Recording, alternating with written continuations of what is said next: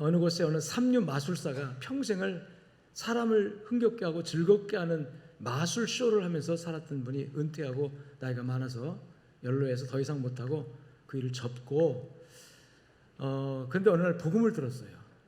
예수를 믿게 된 거죠. 예수를 믿고 보니까 그 예수가 누구길래 도대체 나를 위해서 십자가에 못 박혀 죽었다고 그러지? 도대체 그와 나와 무슨 상관인데? 근데 복음의 내용은 그거 아닙니까? 우리는 죄로 인하여 정말 걱정, 근심, 염려, 죄 가운데 살다가 죽어 지옥 가야 되는 존재인데 예수 그리스도가 오셔서 나의 죄값을 대신 치르고 우리가 그를 믿으면 우리 모든 죄가 용서되어서 천국 간다. 이게 복음 아니에요?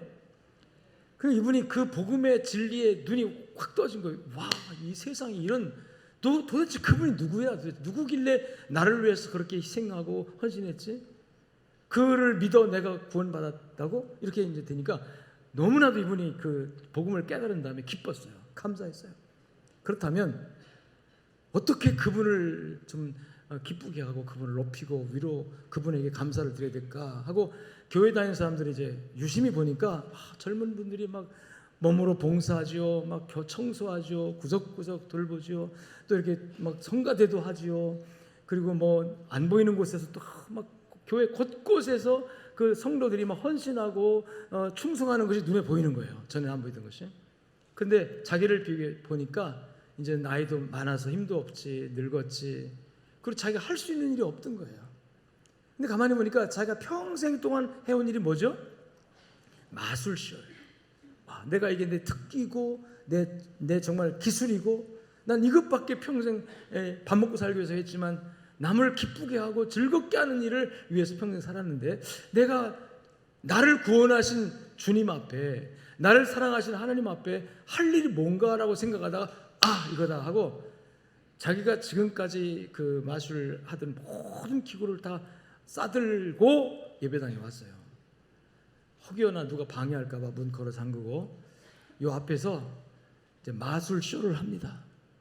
최선을 다해서 땀을 뻘뻘 흘리면서 막 비둘기가 날아다니고 막 수건이 왔다 갔다 하고 막 난리 버거지가 된 거지 이제. 근데 어떤 사람이 예배당 문을 딱 걸고 밖에서 안에서 막 하니까 밖에 있던 어떤 사람이 궁금해서 이렇게 문틈을 보니까 교회 예배당 안이 막 난장판이 되면서 마술 쇼를 하고 있는 거예요. 1시간쯤 딱 한 다음에 이 사람이 다 마친 다음에 딱 앞에 서더니 강대상을 딱 보더니 하나님 재밌으셨습니까? 한번 따라해 봅시다. 하나님 재밌으셨습니까?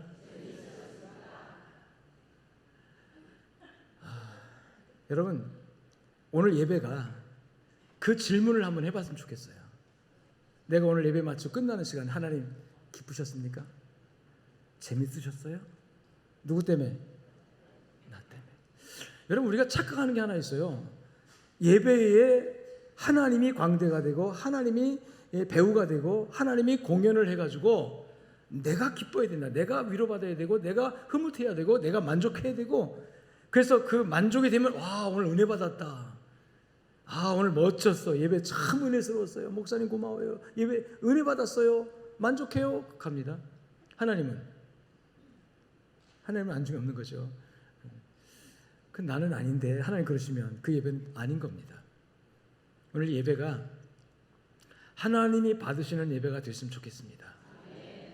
역으로 바꿔가지고 하나님이 나를 기쁘게 하기 위한 수단이 아니라, 도구가 아니라 내가 하나님을 기쁘게 하기 위한 수단이 되고 도구가 돼서 최선을 다해서 하나님 기쁘십니까? 할 때 그래 너 때문에 기쁘다, 너 오늘 예배 드리는 모습 보니까 행복하다, 재밌다.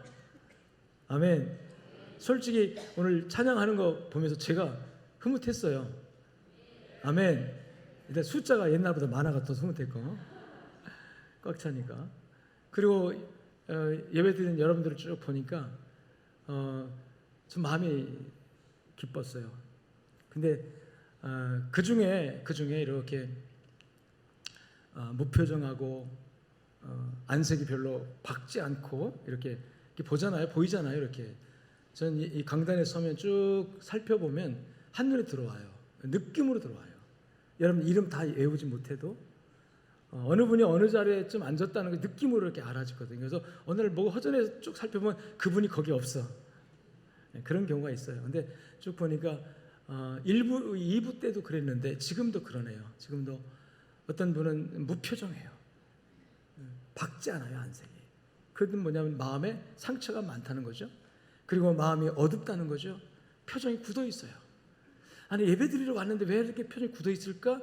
그 사람의 삶이 여기 온 거예요. 월요일부터 토요일 날까지 어떤 일이 있었는지 저는 몰라요. 본인은 알잖아요. 무거운 짐을 지고 왔습니다. 염려, 걱정, 근심을 꽉 왔습니다. 이게 해결 방법이 없어요.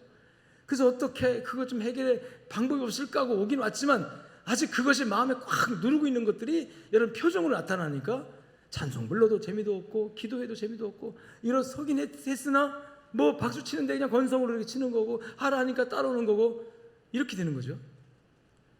그래서 언뜻 생각에 그런 분들을 보면서 느낌에 우리 성도들이 오늘 주님 앞에 왔는데 저들의 마음속에 있는 모든 것들, 염려, 걱정, 것이 우리 표정을 굳게 만들고 우리 표정을 어둡게 만드는 그것들을 다 모아서 여기 쌓아놓으면 이게 무게가 얼마나 나갈까?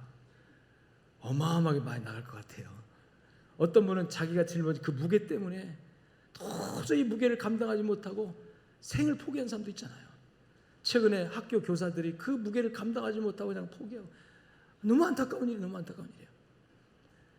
그 걱정과 근심에 그리고 받았던 모든 상처들이 굳은 마음을 만들어서 표정조차도 굳게 만들어서 여러분 예배 시간에 왔는데도 그 표정이 어둡고 표정이 굳어서 무표정하고 사람을 만나도 그냥 아무런 느낌도 없고 그냥 오면 오고 갔나 이런 식이 돼버리는 그런 마음에 여러분 이 시간 하나님께서 역사하실 줄로 믿습니다.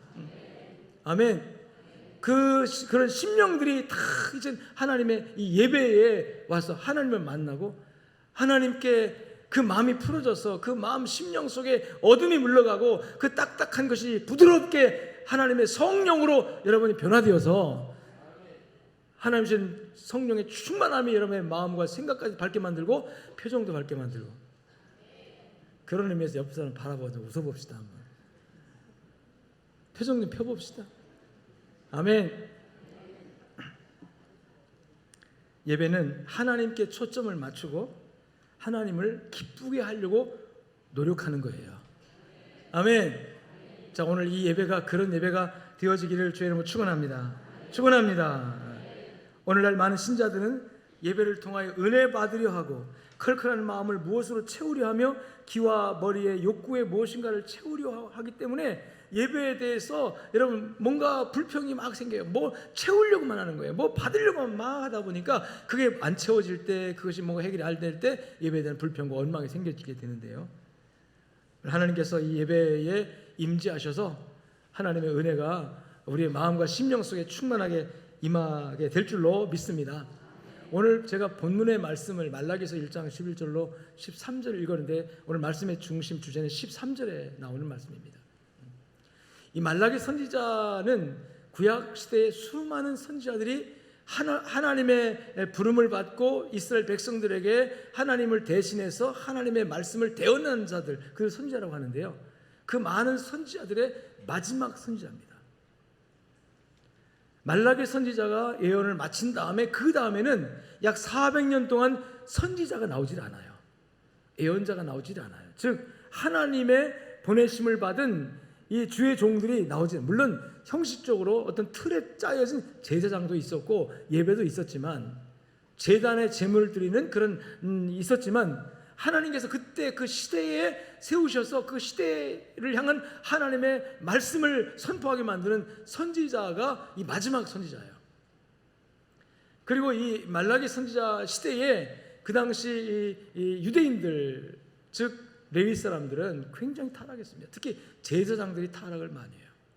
그래서 말라기 1장 이하에 보면 제사장들과 백성들의 죄에 대해서 지적하는 말씀 가운데 이 제사 문제에 대해서 하나님께서 아주 심각하게 제사를 합니다. 심지어 1장 6절에 보면 내 이름을 멸시하는 너희들아, 이게 제사장들을 보고 하는 얘기거든요. 하나님의 이름을 멸시한다는 얘기죠. 그러면서 하나님의 이름을 멸시하면서 그들이 하는 행위가 뭐냐면 더러운 떡을 하나님께 드리고 병들고 그 더러워진 제물을 하나님께 바치면서 그러면서 예배드렸다고 말하는 것들이죠. 그 중에 오늘 본문의 말씀 보니까 이런 표현을 하나님이 하시는데, 만군의 여호와가 이르노라. 자, 누가 이르노라? 만군의, 만왕의 왕이신 하나님께서 말씀한다 하는 거죠. 하나님의 말씀이에요. 이게 하나님의 말씀. 오늘 이 시간 이 강단에 선포되는 말씀이 박재신 목사의 설교가 아니라 하나님의 말씀으로 들려지기를 주의 이름으로 축원합니다. 성령께서 역사하시면 돼요. 전하는 제게, 듣는 여러분들에게 성령께서 말씀하시도록 하나님께서 역사하시기를 간절히 원합니다. 그래서 만군의 여호와가 말하노라, 만군의 여호와의 말씀이라는 거죠. 그 다음에 또 이 13절 마지막 쯤 보니까 어떻게 표현됩니까? 이는 여호와의 말이니라. 만군의 여호와가 말한다. 그리고 다 말씀한 다음에 그 다음에 만군의 여호와의 말이다. 여러분, 처음과 시작을 딱 하나님의 말씀이라고 못 받고 하시는 말씀. 너희가 어찌해서 예배를 그렇게 드리느냐 이거예요. 어째서 예배를 그 정도밖에 못하느냐 하는데, 첫 번째 따라합시다. 이 일이 얼마나 번거로운고. 예배를 번거롭게 생각했다는 거죠. 제물을 드리고 하나님께 예배 드리는 것에 대해서 번거롭다. 옛날 버전에서는 번패스럽다, 귀찮고 정말 하기 싫다, 뭐 그런 거예요. 얼마나 번거로운 거. 여러분, 예배를 번거롭게 생각하시는 분이 있습니까? 목사가 예배를 번거롭게 생각하면 그게 하나님 받으시겠습니까? 안 내도 되는데 이걸 왜 해가지고 귀찮게, 번거롭다, 귀찮다, 그런 얘기잖아요. 안 해도 되는 걸 왜 또 이걸 예배를 해야 돼? 뭐 이런 거잖아요. 일이 얼마나 번거로운 거. 하나님께 제단에 제물을 드리고 하나님께 예배 드리는 것이 얼마나 번거로운 거. 그런 마음가짐, 그런 생각, 번거롭다고 생각하는 거. 여러분, 그런데 이 번거롭다는 생각에서 어떤 행동이 나오냐면, 따라합시다. 코웃음 치고, 이 코웃음 치는 행위가 나왔어요. 번거롭다는 마음가짐, 생각에서 코웃음 치는 행위가 나온 거예요. 그렇다면 코웃음 치는 행위가 무엇이냐? 하나님이 코웃음 치는 것, 그 다음에 이 코웃음 친 다음에 그들이 하는 행동을 보면, 훔친 물건을 가져오고 저는 것, 병든 것을 가져왔다 그러는데, 그 말씀은 여러분 다 이해가 되잖아요. 그런데 코웃음 치는 예배, 코웃음 치는 행동, 이게 뭘까? 제가 묵상하고 기도하면서 하나님 앞에 물어봤어요. 하나님 깨닫게 해주시더라고요. 4가지를 깨달았어요. 코웃음 치는 게 뭐냐? 오늘날 이 시대에, 구약 시대의 말라기 선지자 시대에도 제사장들이 그랬고 성도들이 그랬고, 지금 이 시대에도 예배를 번거롭게 생각하면서 예배 드리는 것을 귀찮아하면서 마지못해 하다 보니까 코웃음 치는 예배를 드렸는데, 그 코웃음 치는 예배를 말라기 선지자 시대에 제물을 가져오는데 더럽고 병들고 정말 제물 같지 않은 것들을 갖다 바치면서 드렸다는 거거든요. 근데 그것이 과연 오늘날 우리 시대에는 어떤 예배를 말하는 거냐 생각할 때 4가지 말씀드립니다. 첫 번째 따라합시다. 방관자적인 예배. 이 방관자라는 게 뭡니까? 구경꾼이란 뜻이에요. 예배는요, 하나님과 나와의 만남입니다. 아멘. 하나님과 나와의 만남이 예배예요. 우리가 공동체로 같이 예배 드리지만 이 시간에 하나님이 여러분 이 도매금으로 여러분 상대하는 게 아닙니다. 물론 설교는 강단에서 선포되고 여러분이 하나님 말씀 듣는다 하지만, 여러분 하나님은 각자 여러분 심령 한 사람 한 사람과 상대하는 거예요. 근데 그래서 하나님과 나와의 관계, 그래서 하나님 준 말씀이 나의 마음에 주관적으로 딱 들려져야 되고, 근데 이게 객관적으로만 들리는 거예요. 그래서 이런 방관자적인 예배를 드리게 되면 예배는 나와 상관이 없어요. 멀리 거리를 두고, 물론 예배당에 와 있지만 거리를 둡니다. 그러다 보니까 이게 나와 관계없는 일이에요. 설교를 들어도 야, 저 설교는 누가 들었으면 좋겠다. 야, 저 은혜로운 설교, 참 멋진 설교, 저 설교는 우리 남편이 들었으면 좋겠네, 우리 아들이 들었으면 좋겠네. 이건 나와 관계없고 누군가가 들었으면 좋겠다는 식으로 방관자적인 제3자적인 입장에서 객관적으로 예배에 참여하는 거죠. 여러분, 예배는 객관적으로 참여하는 게 아닙니다. 예배는 나와 하나님과 1대1 주관적으로 참여해야 돼요. 하나님을 내가 만난 거지, 내가 하는 게 예배하는 거지, 제3자가 예배하는 게 아니거든요. 여러분, 어느 종교에서는 나는 안 가도 뭐 갖다 놓고 이름만 올려놓으면 거기서 그 성직자가 가서 빌어주면 된다고 하는데, 여러분 그거 아닙니다. 하나님은 내가 하나님과 만나야 되는 거예요. 내가 하나님을 음성을 듣고 하나님에게 또 나의 정성을 들이고 그래야 되는 거지, 누군가가 나를 대신해서 해줄 수 있는 것이 아니거든요. 근데 방관자적으로 생각하는, 제3자적으로 우리가 흔히 쓰는 예배 용어 중에 따라합시다. 예배 보러 간다. 우리 통용합니다. 그냥 예배 보러 간다. 어디가? 나 예배 보러 가. 그러면 다 교회 가는 줄 알고 예배 드리러 가는 줄 알아요. 그렇지만 엄밀하게 문자적으로 이 말을 분석해 보면 이게 틀린 말입니다. 예배는 보러 가는 게 아니라 따라합니다. 드리러 간다. 나 예배 드리러 가. 내가 오늘 제물이야. 내가 오늘 하나님께 바쳐지는 제사, 제물이야. 내가 드려야 돼. 할렐루야. 근데 우리는 항상 드리러 가는 게 아니라 보러 가는 거예요. 보니까 나와 관계없는 거예요. 예배 잘 드리는지 보자. 목사 설교 잘하는지, 찬양대는 얼마나 찬양을 잘하는지, 얼마나 연습을 했는지 한번 보자. 보고 자기가 기대한 것에 못 미치면 그 다음에 평가합니다. 평가하고 그 다음에 비난합니다. 판단합니다. 자, 우리 교회는요, 중요한 게 모여서 드리는 예배도 강조하지만 이것도 굉장히 중요합니다. 모여서 예배 드려야 합니다. 그런데 또 중요한 게 뭐냐면 흩어져서 삶의 현장에서 드리는 예배가 또 중요해요. 같이 포함하는 얘기예요. 삶의 현장에 나갔을 때도 우리 방관자가 되면 안 되는 거예요. 그 삶의 현장에서 내가 하나님 앞에 올리는 제물이 되어야 되는 거고, 내가 하나님 앞에 내 삶을 통해서 나를 제물 삼아서 하나님께 올려드려야 됩니다. 근데 우리는 내가 제물 되기를 싫어하고 다른 사람이 예배 드리는 것을 평가합니다. 저 집사 왜 그래? 저 교인 왜 그래? 저 사람 왜 그래? 교회 다닌다고 하면서 왜 저렇게? 자기는 어떤데? 그래서 성경에 보니까 남을 판단하는 너 누구냐 도대체? 남의 수하에 남의 종을 판단하는 너는 누구냐? 여러분, 종을 누가 판단하죠? 주인이 하죠. 주인이 하죠. 우리는 주인입니까? 종입니까? 종이죠. 하나님이 종이죠. 하나님께 판단받는 존재. 그런데 하나님께 판단받는 우리가 계속해서 누군가를 판단합니다. 계속해서 누군가를 비난합니다.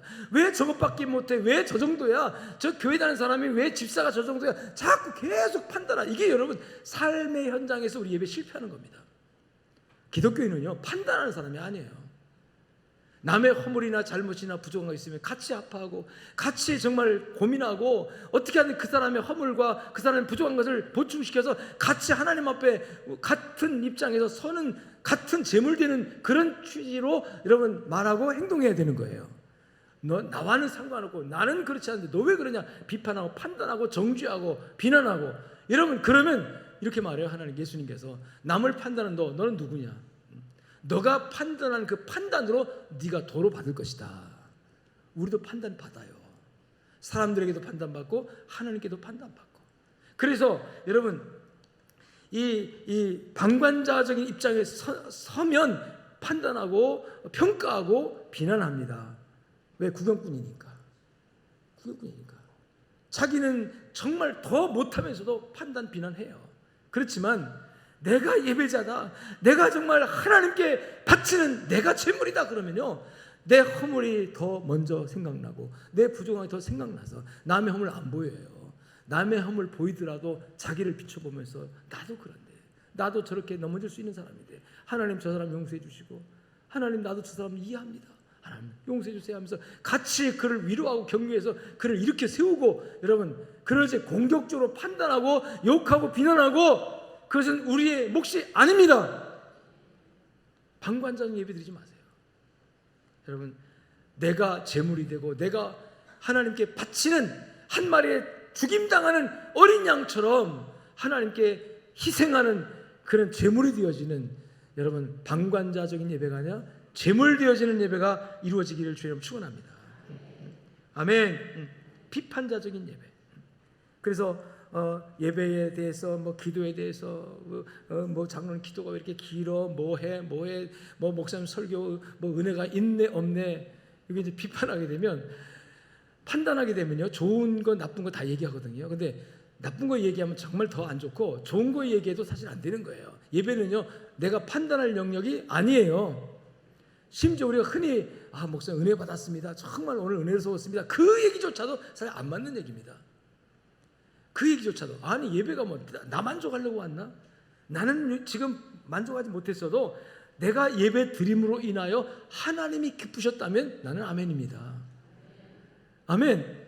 그게 차원이 높은 거예요. 그게 그냥 내가 오늘 설교회 기도회 예배 시간에 정말 나에게 쏙 맞고 내 마음에 쏙 드는 설교를 해서 너무너무 좋았어요. 뭐 이것도 뭐 은혜 받았다면 좋은 거지만 그냥 그거는 1차원적인 것이고, 진짜는요, 오늘 설교도 길고 막 설교도 앞뒤가 무슨 말인지 모르겠고 막 기도도 너무 길고 시간도 너무 쭉 늘어지고 그랬는데, 내가 이 시간을 통해서 하나님이 하나님께 예배드렸으니까 하나님 기쁨이 되셨다면 나는 만족입니다. 나는 감사합니다. 할렐루야. 이 정도 수준의 예배자가 되어야, 이 정도 수준의 여러분이요 하나님의 백성이 되어야 돼요. 그래야 어느 곳에 가든지 무슨 일 만든지 전천후적인 신앙생활을 할 수 있는 거예요. 아니 내 마음에 맞을 때만 좋고 안 맞을 때는 상처받고 안 맞을 때는 돌아지고 실망하고 그래서 상처받아서 교회 떠나고, 그거 어떻게 신앙생활 하겠어요? 자, 방관자적인 예배를 여러분 벗어나야 합니다. 비판자적인 예배에서 벗어나야 합니다. 세 번째, 수동적인 예배자가 있어요. 수동적인 예배자. 이 코웃음 치는 예배 행위를 지금 설명하는 거예요. 이 코웃음 치는 것은 방관자가 되고 비판자가 되면 코웃음 쳐버려요. 비웃는 거죠. 코웃음 쳐요. 왜? 내 일이 아니니까. 자기는 더더욱 하나님 앞에 정말 하나님 받으시지 못하는 예배 드리면서 남 하는 거 비판해가지고 코웃음 쳐버리면 여러분 그 하나님 기뻐하지 않는 거죠. 수동적인 예배. 혹시 여러분 여기 오늘 주일날 교회 안 나오면 벌 받을 것 같아가지고 혹시 교회 나오신 분 있습니까? 내가 주일날 교회 가야 되는데 이거 교회도 안 가고 그러면 벌 받을 것 같아가지고 벌은 받으면 안 되지. 하나님께 정말 벌 받으면 안 되지. 그거 무서워서 억지로 정말 귀찮지만 억지로 와서 그냥 앉아 있는 분이 있으면 이 시간 마음 바꾸세요. 그냥 하나님을 그렇게 하면 안 돼. 하나님 그 정도 가지고 벌 주는 분이 아니에요. 아니 예배 한번 안 나왔다고 하나님 벌 주십니까?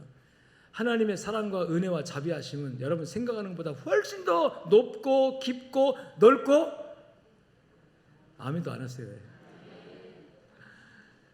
하나님, 우리가 믿는 하나님을 그렇게 이 속 좁은 하나님으로 오해하시는 분들이 참 많은데요, 하나님의 사랑은 예수 그리스도 안에서 한이 없습니다. 한이 없어요. 만일 하나님이 속 좁은 하나님이라면 난 벌써 벼락 맞아 죽었을 거예요. 그럴 일들이 없습니까 여러분? 나는 있어. 내가 물귀신처럼 여러분 물고 들어갈게요. 여러분 없어요? 나만 있어요? 왜 대답을 안 하세요? 여러분 정말로 하나님이 그렇게 속 좁다면요, 여러분 우리 진작에 벼락 맞아 죽었어요.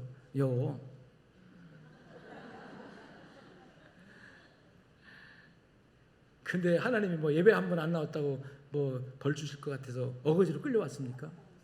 그렇게 그런 하나님을 이해하지 마요. 하나님은 참으로 여러분 얼마나 하나님은 자비로우신지요. 사람들이 삿대질해도 하나님은 가만히 계세요. 지금 난 누가 나한테 삿대질하면 가만히 못 있을 거야 아마. 같이 삿대지르거나 같이 뭐 한마디라도 하지. 세상 사람들 얼마나 하나님을 거역하고 얼마나 하나님이 삿대질하고 하나님 어디 있냐고 하늘을 보고 비난하고 공격하고 판단하고 하나님에 관해서 비하하고, 기독교에 대해서 교회에 대해서 하나님이 피 주고 값 주고 사신 예수 그리스도께서 피 주고 값 주고 사신 예수의 피값이 들어있는 이 교회를 함부로 비난하고 함부로 정죄하고 함부로 공격하고 함부로 찢고 밝히고, 그런데도 하나님께서 꽉 참고 계시잖아요 지금. 그리고 어떻게든 간에 그러던 사람들이 하나님의 은혜의 감복에 은혜를 받고 회개하고 돌아오기를 기다리고 있는 하나님이에요. 근데 그런 하나님을 이해하기를 속 좁은 하나님이 가지고 오늘 내가 교회 안 가면 하나님이 벌 줄 것 같아가지고 끼름찍해가지고 마음에 뭔가 찝찝해가지고 교회 나온 분이 있다면 생각을 바꾸시길 주님 축원합니다.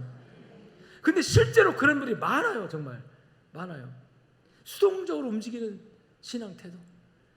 혹시 여러분 아내의 손에 이끌려서 내가 오늘 교회 안 가면 가정 평화 깨지니까 어거지로 간다, 그렇게 여기 불만이 꽉 차 있어가지고 혹시 여기 아내 옆에 앉아있는 남편이 있다면 마음 바꾸세요. 그냥 반대로 혹시 마찬가지로 남편의 그 신앙 때문에, 남편의 믿음 때문에 여보 주일날 교회 가야지 왜 안 가냐, 그래서 어지로 안 그러면 또 오늘 또 싸우니까 이렇게 가정 평화를 위해서 어거지로 와서 앉아있던 분이 있다면 마음 바꾸시길 주님 축원합니다. 여러분 억지로 정말 수동적으로 움직이는 이 예배는 하나님이 기뻐하지 않는다는 거죠. 우리는요 자발적으로 자원해서 움직이려고 하면 뭔가 동기가 있어야 되는데 그 동기가 은혜입니다. 하나님의 사랑과 은혜예요. 그러면 하나님과 사랑과 은혜가 나에게 있느냐? 있지요. 어젯밤에 어떤 분은 잠자다가 여러분 심장마비로 가지고 얼굴도 못 보고 가신 분도 있어요. 최근에 우리 교인 어떤 분도 그런 분이 있어요. 어떤 분은 잘 여러분 아무런 걱정 없이 가다가 어느 알코올 중독자의 여러분이 운전에 그냥 밀려가지고 그냥 하늘나라 가는 분도 있어요. 얼마나 수많은 사건과 사고들이 우리 앞에 있는데도 불구하고 또 앞으로 어떤 일을 만나는지 아무도 오늘 예측할 수 없어요. 정말 사망의 음침한 골짜기를 지금 걸어가고 있는 거예요. 그런데도 오늘 그 음침한 골짜기 50년, 60년, 70년 안전하게 살아왔지 않습니까?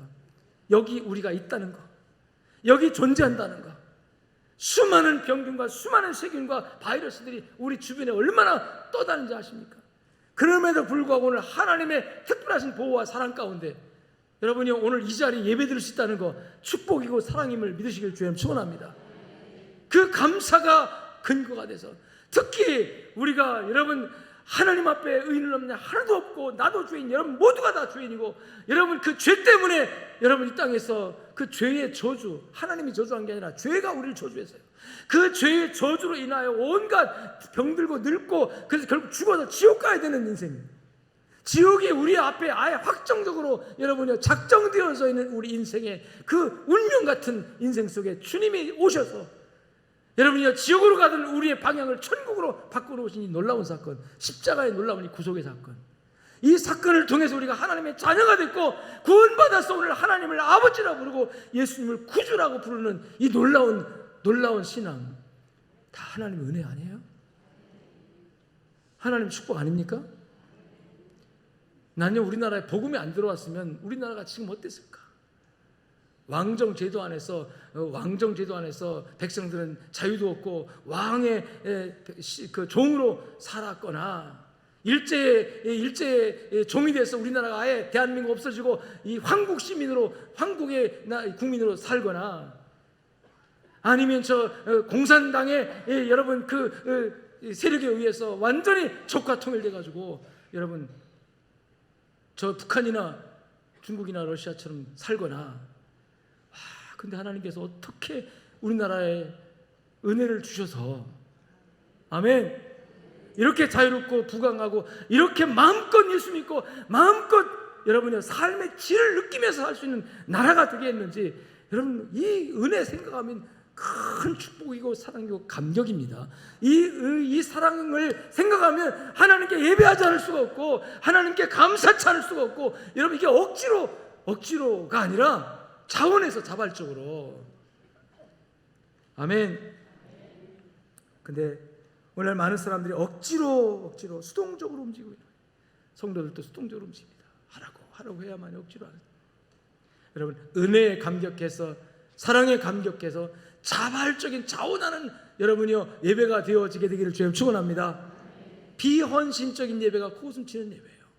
자, 헌신이 없는 예배. 자, 예배의 틀은 있고 형식은 있습니다. 그래서 말라기 선자 시대에도 예배가 없어진 게 아니에요. 예배가 존재합니다. 안식일마다 그들은 제물을 가져왔습니다. 안식일마다 제사장들은 제물을 집전하여 하나님께 예배드렸어요. 분향도 하고 기도도 하고 다 했습니다. 근데 하나님께서 코웃음치는 예배 하지 마라. 코웃음치는 예배를 번거롭게 생각하고 그 예배에 드리는 제물들이 모두가 다 여러분 어떤 제물이었습니까? 오늘 본문에서 뭐라고 말합니까? 얼마나 번거로운 거 코웃음치면서 훔친 물건과 저는 것 병든 것을 가져왔느니라. 훔친 물건과 저는 것 병든 것, 이게 제물로 쓸만한 것입니까? 하나님께 드리기 합당하지 못한 것을 갖다 바치면서 제사 드렸다고 예배 드렸다고 하는 그 모습을 하나님이 보시면서 너희 코웃음 치는 예배 드리지 말라고. 여러분 코웃음 치는 예배에서 벗어납시다. 아멘. 어떻게 하면 벗어날 수 있느냐? 따라합니다. 중심을 다하자. 뭘 다하자?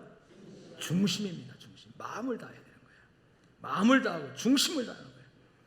어떤 자매가 중심을 다하자, 하나님 중심을 보시니까 라고 설교했는데 그 다음 주에 이 자매가 배꼽티를 입고 왔어요. 목사님이 야야 너 배꼽티를 왜 입고 있냐, 야야 이 뭐냐 막 야단을 치니까 목사님 하나님 중심 보신다고 그랬어요. 여기 중심, 여기 배꼽을 보시니까 이 설교 들으면서 자꾸 이렇게 긴장하신 분 있어가지고 웃기려고 한 건데 웃지도 않네요.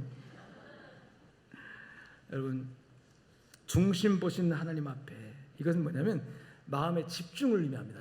최선을 다하는 거예요. 오늘 우리 예배가 자발적으로 하나님께 헌신한 예배가 되기 위해서, 받으신 예배가 되기 위해서, 여러분, 하나님 정말 하나님 기쁘십니까? 물어봤을 때 하나님께서 오늘 너의 예배를 내가 진짜 잘 받았어, 정말 기뻐, 흐뭇해, 이런 대답을 들을 수 있도록 하기 위해서 아까 말한 이 코웃음 치는 예배에서 벗어나야 된다고 그랬잖아요. 그럼 어떻게 하면 이 코웃음 치는 예배에서 벗어날 수 있느냐 할 때, 먼저 첫째가 면 마음을 다해라. 마음을 다하라는 말이, 따라합시다. 마음을 모아라. 마음 모으는 게 뭐야? 집중하는 거지. 집중하는 거예요. 따라합시다. 말씀에 집중하라. 예배의 핵심은 말씀입니다. 예배에 여러 가지 요소들이 있습니다. 찬양도 있고 기도도 있고 뭐 헌금도 있고 다 있는데요, 가장 핵심은 뭐예요? 말씀입니다. 말씀이 가장 예배의 핵심이에요. 말씀이 빠지면 예배가 안 됩니다. 근데 찬양대 빠져도 예배는 돼요. 기도 빠져도 예배는 됩니다. 헌금 빠져도 예배는 됩니다. 근데 뭐가 빠지면? 말씀이 빠지면 예배는 안 돼요. 말씀이 빠지면 예배가 아닌 거예요. 성경을 한 장 읽고라도 설교 안 하고 성경 낭독이라도 해야 되는 거예요. 말씀은 꼭 들어가야 되는 거예요. 그래서 우리가 하나님이 받으시는, 하나님께서 기뻐하시는 예배 드리려고 하면 어쨌든 간에 말씀에, 설교에, 할렐루야, 집중해야 합니다. 열심히 들어야 돼요. 눈을 맞추고, 강단에 눈을 맞추고, 가끔씩 눈 맞추고, 이렇게 고개 숙이지 말고, 메모하는 거 이외에는 여러분 고개 숙이지 말고, 더군다나 눈 지그시 감고 있으면 졸음이 다 반드시 옵니다. 설교 시간은 눈 감고 듣는 게 아니에요. 눈 뜨고 들어야 되는 거예요. 그래야지. 눈 감고 있으면 절대로, 여러분, 저는 이해를 합니다. 눈 감고 생각하면 들을 수 있어요. 가능해요. 그렇지만 반드시 피곤할 때 마귀가 와서 졸음마귀가 와서 살짝 졸음을 주면 그때 나도 모르게 졸아요. 본인이 졸라게 조는 게 아니라. 그러니까 눈 부릅뜨고 바라보시며 들으십시오. 그게 집중하는 거예요. 집중해야 됩니다. 말씀에 집중하고, 그 다음에 따라서 기도는 간절하게. 이 간절하게 한다는 게 참, 이 간절하게, 이 간절성과 이 부르짖는 건 똑같은 거예요. 부르짖는다. 주여 주여 하는 거. 이거 우리 교회는 통성기도를 잘 하는데, 통성기도 여러분 할 때 입 딱 다물고 가만히 있지 마시고, 통성기도 할 때 마음을, 중심을 다해서 주여라고, 무슨 기도할지 모르면 그냥 주님을 부르세요. 그냥 누구든지 주의 이름을 부르는 자는 구원을 받으리로다. 큰 소리로 부르는 자에게 하나님 역사하십니다. 주여 주여 하는 사람에게 주여, 처음에는 감정 없이 그냥 부르라고 하니까 부르는 것 같지만요, 정말 내 마음과 심정을 다해서 주여 주여, 주님 주님 부르다 보면요, 마음이 열리면서, 하늘이 열리면서 내 심정이 막 통해요. 심정이 열려요. 그래서 주여 그러다가 막 통성기도가 터지기도 하고, 기도가 확 열려가지고 성령께 주시는 기도가 막 따발총 쏘듯이 막 터지기도 합니다. 이게 성령의 능력이에요. 근데 입 딱 다물고 가만히 있으면요, 남의 소리만 들어오고, 기도하는 1분도 2분도 안 되는 시간이 왜 이렇게 지루하고. 여러분, 기도의 간절성을 가지고 기도하자. 아멘. 주의 이름을 부른 자는 구원을 받으리로다. 주의 이름을 부른 자는 응답을 받으리로다. 주의 이름을 부른 자는 축복을 받으리로다. 아멘.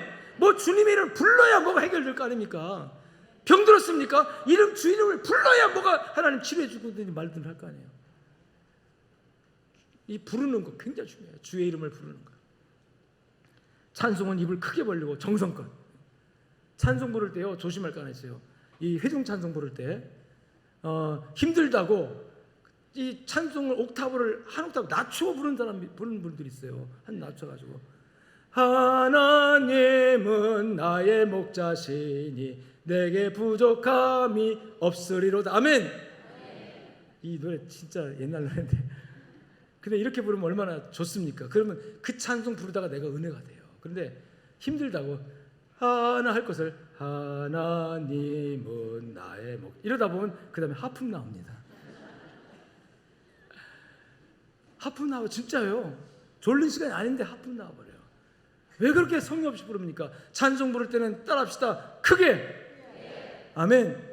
소리를 그 악보의 음정에 맞게 낮춰서 하지 말고, 특히 남자들 꼭 낮춰서 해. 낮춰서 하면 반드시, 여러분 찬송 부르다가 하품 나오면 내가 찬송 잘못 부르고 있다 생각하세요. 틀림없이 그렇습니다. 제가 다 경험해 본 거예요. 틀림없이 찬송 부르다가 하품 나오면 내가 찬송 잘못 부르고 있다. 얼른 음정을 높이세요. 힘껏 하면 힘드니까 그러는데요. 여러분 그러다 보면 하나님께서 찬송 속에서 역사하실 줄로 믿습니다.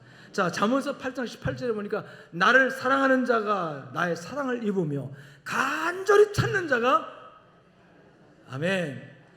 하나님 만나고 싶잖아요. 간절히 찾는 자. 목마른 사슴이 시냇물을 찾는 것. 이 시냇물을 찾는다는 건 시냇물에 집중하는 거예요. 목마른 사슴, 지금 목이 다 죽어갈 그런 사슴이, 그런 짐승이 물을 찾는데 물만 보이는, 물만. 어디에 물이 있을까? 온 숲속을 물만 보고 물만 찾아다니는 거, 집중하는 겁니다. 그리고 얼마나 열정적으로 물을 찾아다닙니까? 간절하게. 목마름을 해결하기 위해서. 마찬가지로 하나님을 찾는 행위, 이와 같은 간절함을 가지고 하나님께 나아갈 때 여러분 우리의 예배는 하나님이 받으시는 예배 될 줄로 믿습니다. 두 번째로 이 호숨치는 예배에서 벗어나기 위해 따라합시다. 시간을 온전히 구별하라. 예배 시간은 하나님과 약속입니다. 최선을 다해서 늦지 않도록 힘써야 합니다. 여기서 말하는 예배는 생활 속의 예배를 말하는 것이 아니라 모여서 공동체로 드는 예배, 오늘 이 예배를 얘기하는 거예요. 자, 그래서 우리는 교회에서 공예배라고 합니다. 공적으로 약속된 예배, 하나님과의 만남의 약속이 예배예요. 하나님과의 만남의 약속이 예배면 이것이고, 하나님과 만남의 약속 시간이고, 그 다음에 삶의 예배는 하나님 앞에 드리는 내 헌신의 예배입니다. 그렇다면 오늘 이 만남의 약속이 잘 이루어져서 하나님 만난 사람이 세상에 나가 삶의 예배를 헌신하여 하나님 기쁘게 할 수 있거든요. 그래서 만남을 잘 가져야 되는데, 이 만남이라는 것은요 두 가지 전제 조건이 들어가요. 따라합시다. 시간과 장소. 구약시대에는 성막에 가서 만났고, 또 성전에 가서, 예루살렘 성전에 가서 만났어요. 광야에서는 성막, 그 다음에 가나안 땅에 들어가서는 예루살렘 성전에 가서 하나님 만났어요. 구약시대는 시간과 장소가 딱 구별되어 있습니다. 그리고 시간으로는 안식일과 3대 절기에 이스라엘 백성, 온 백성들은 이 3대 절기와 안식일날 반드시 하나님을 만나게 되어 있습니다. 그 만남을 가지고 1년을 살아가는 거거든요. 오늘 우리는 주일날 또는 주보에 공적으로 예배드린다고 기록되어 있는 약속, 이건 하나님과 우리 교회가 여러분과 약속한 거예요. 여러분, 그런데 그 약속에 하나님은 얼마나 성실하게 그 약속을 지키시는지 하나님이 결석할 때는 한 번도 없습니다. 왜 아멘을 안 하세요? 하나님이 우리의 만남을 뻥꾸내고 우리 바람 맞힐 때가 있어요, 없어요? 없습니다. 근데 누가 그 일을 잘해요? 내가 그 일을 잘해요.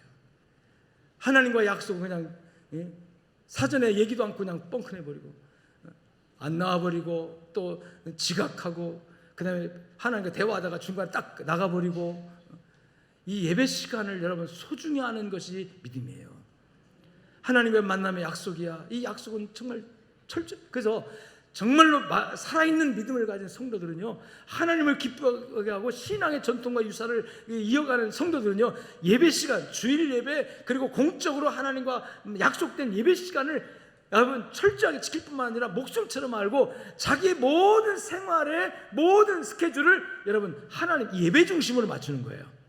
내 스케줄 중심이 아니라, 여러분 약속 잡다가도 내가 오늘 월요일 날 밤 8시에 이 약속 누가 잡으면은 잠깐만 나 예배 시간 있는가 보고, 아니 괜찮아. 그날 나 구역 예배 약속돼 있어. 그날 나 교회 기도회가 있어. 뭐 있어. 이렇게 모든 나의 스케줄의 중심이 예배의 중심으로 되는 그 사람, 여러분 하나님 기뻐하시겠어요? 안 기뻐하시겠어요? 너는 나의 기쁨이다. 할렐루야. 너는 나의 기쁨이야. 너는 나의 행복이야. 하나님이 그러시는 거죠. 근데 우리는 날마다 하나님 나의 기쁨이 되어주세요, 나의 행복이 되어주세요, 맨날 그렇게 요구는 하는데 하나님의 기쁨이 되어드리려고 하는 마음이 얼마나 있느냐는 거죠. 여러분 예배는 시간을 온전히 드리고, 시간 속에는 장소가 들어가잖아요. 그 장소, 다시 말하면 구약시대에는 장소가 특정되어 있었지만 지금은 성도의 공동체가 예배 장소예요. 우리 양정교회가 지금 여기 모여있잖아요. 여기가 예배 장소입니다. 여기가 바로 하나님과 약속의 장소예요. 이 장소에서 하나님 만나는 경험, 말씀을 듣는 경험을 하고 은혜를 받아서 그 다음에 영적 에너지를 받아가지고 세상에 나가서 하나님을 섬기는 삶을 살아갈 때 여러분 이 예배가 하나님 받으시는 예배가 될 줄로 믿습니다. 세 번째 따라합시다. 헌물을 드리는 예배.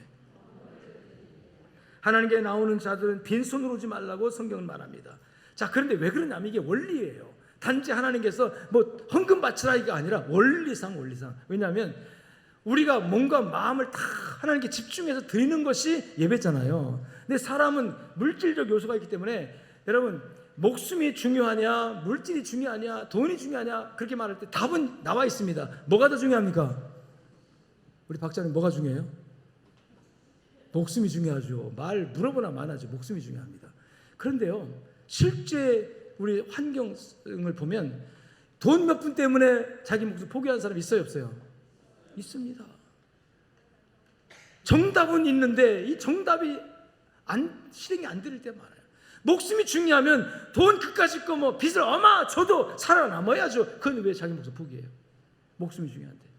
이 말은 뭐냐면 그만큼 물질이 우리 삶의 영역에서 중요하다는 의미입니다. 그러면 반대로 우리가 하나님께 예배드릴 때 몸도 드리고 마음도 다 드린다고 합니다. 그런데 물질은 하나님께 오지 않고 엉뚱한 데 가요. 엉뚱한 데 가요. 세상에서 나 즐기고 나의 어떤 삶의 질을 높이고 내가 행복하고 뭐 이런 일에 나 중심에서 나를 기쁘게 하는 일은 여러분 돈 아끼지 않고 씁니다.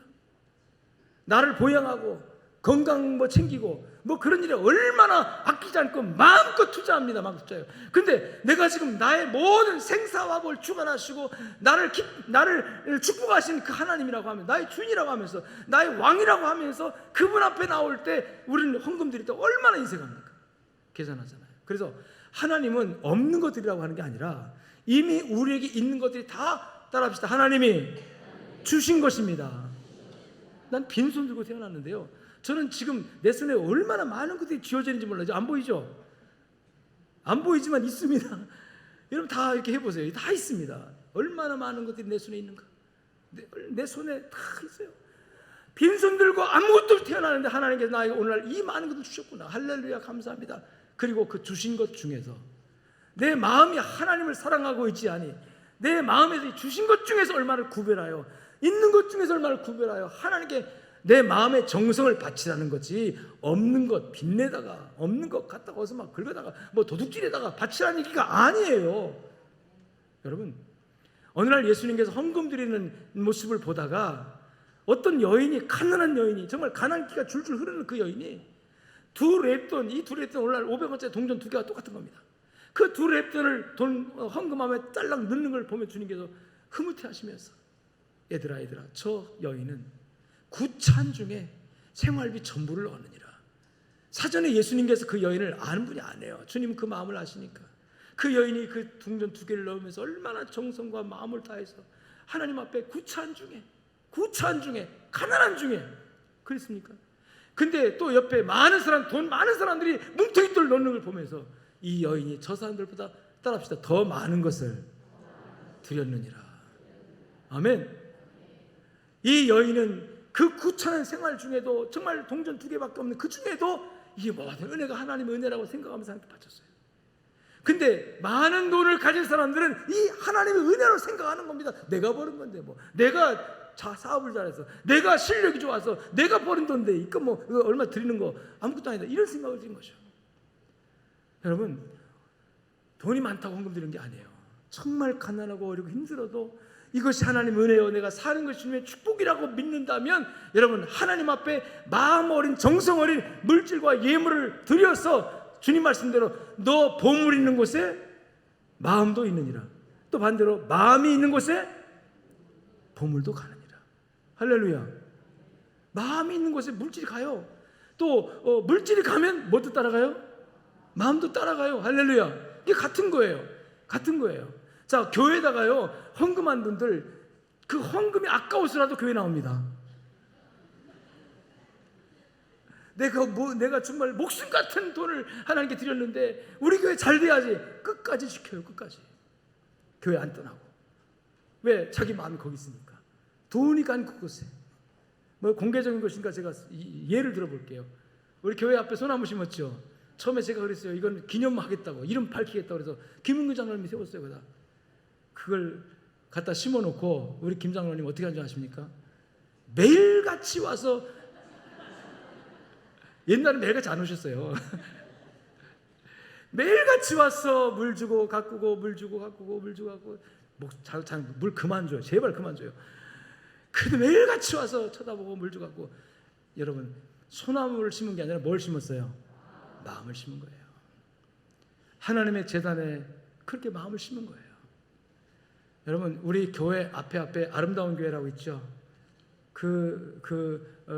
목사님, 지금 목사님 말고 전에 계신 목사님이 이름 참 금방 생각이 나는데, 그 목사님 아버님이 누구냐면 하립교회, 전미도 하립교회, 아주 오래된 얘기예요. 하립교회 집사님이었었어요. 제가 어느 날 그 주보에다가, 칼럼에다가 내 눈 사주세요라는 제목으로 칼럼을 썼습니다.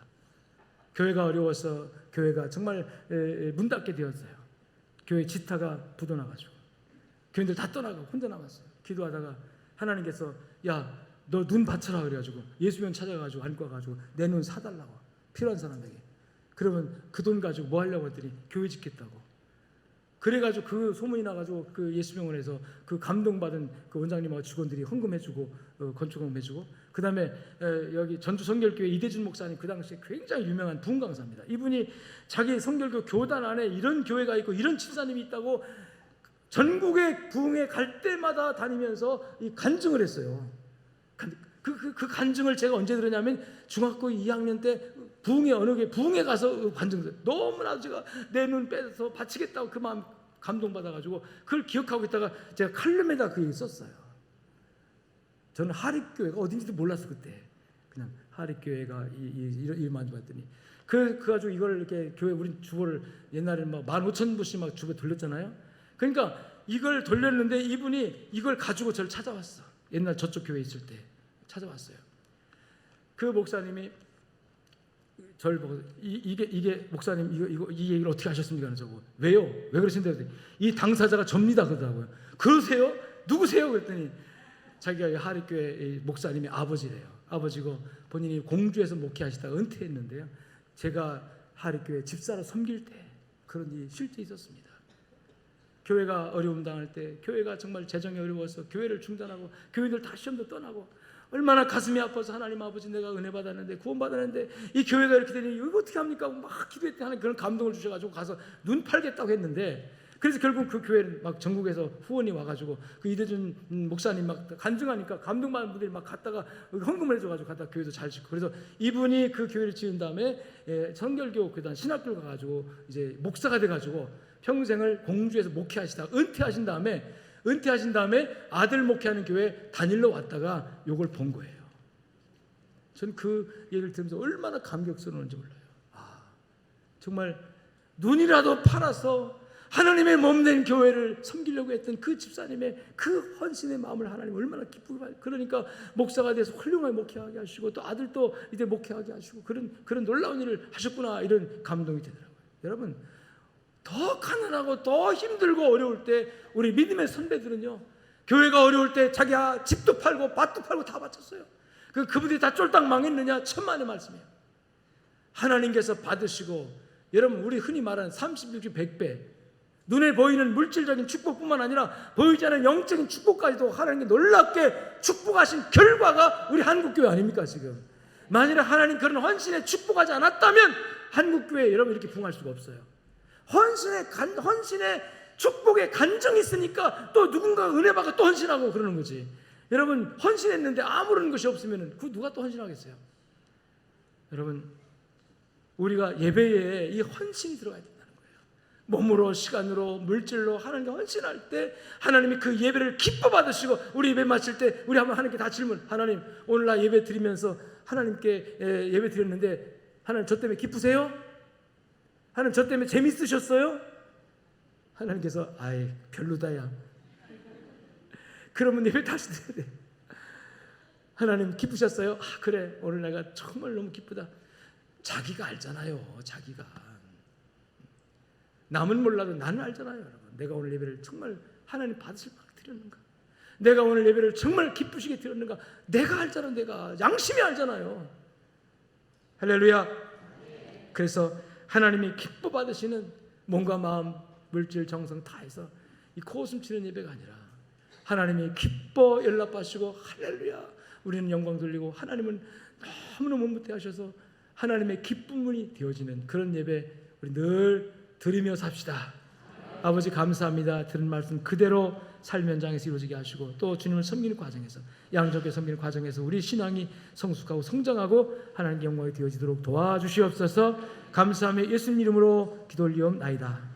이제는 살아계신 우리 주 예수 그리스도의 은혜와 하나님 아버지의 무한하시고 극진하신 사랑과 성령님의 위로 교통 충만 역사하심이 말씀을 붙들고 나가는 모든 양정이들 머리 위에 저들의 가정과 삶 현장 속에 이제로부터 영원토록 함께 있을지어다. 아멘.